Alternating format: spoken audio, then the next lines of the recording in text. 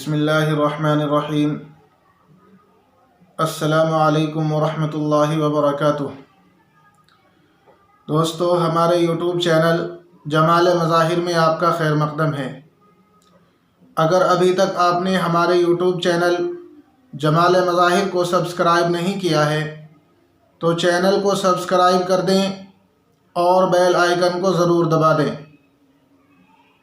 تاکہ آنے والی ہر ویڈیو آپ تک پہنچ سکے اور آپ دین کی نفع بخش باتوں سے فائدہ حاصل کر سکیں۔ دوستو، آج کی اس مختصر سی ویڈیو میں آپ کے سامنے وضو کے فرائض کو بیان کیا جائے گا۔ بہت سارے لوگ نماز کے لیے وضو کرتے ہیں لیکن وضو کے فرائض معلوم نہیں ہیں، جس کی وجہ سے ان کا وضو مکمل نہیں ہوتا۔ تو آج کی اس مختصر سی ویڈیو میں وضو کے فرائض کا بیان ہوگا۔ اللہ تبارک و تعالی قرآن کریم کے اندر ارشاد فرماتا ہے: یا ایھا الذین آمنوا اذا قمتم الی الصلاۃ فاغسلوا وجوہکم وایدیکم الی المرافق وامسحوا برؤوسکم وارجلکم الی الکعبین۔ اللہ تبارک و تعالی نے اس آیت کریمہ کے اندر وضو کے فرائض کو بیان کیا ہے کہ اے ایمان والو، جب تم نماز کا ارادہ کرو، نماز کے لیے جاؤ، تو سب سے پہلے اپنے چہرے کو دھو لو۔ چہرے کو دھونے کی حد کیا ہے؟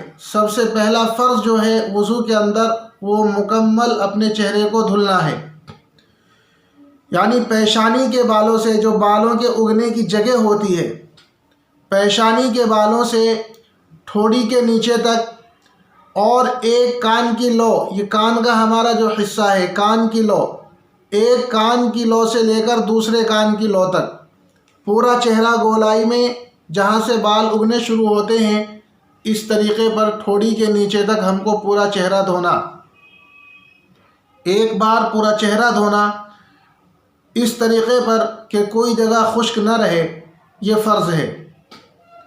نمبر 2، دونوں ہاتھ کوہنیوں سمیت دھونا۔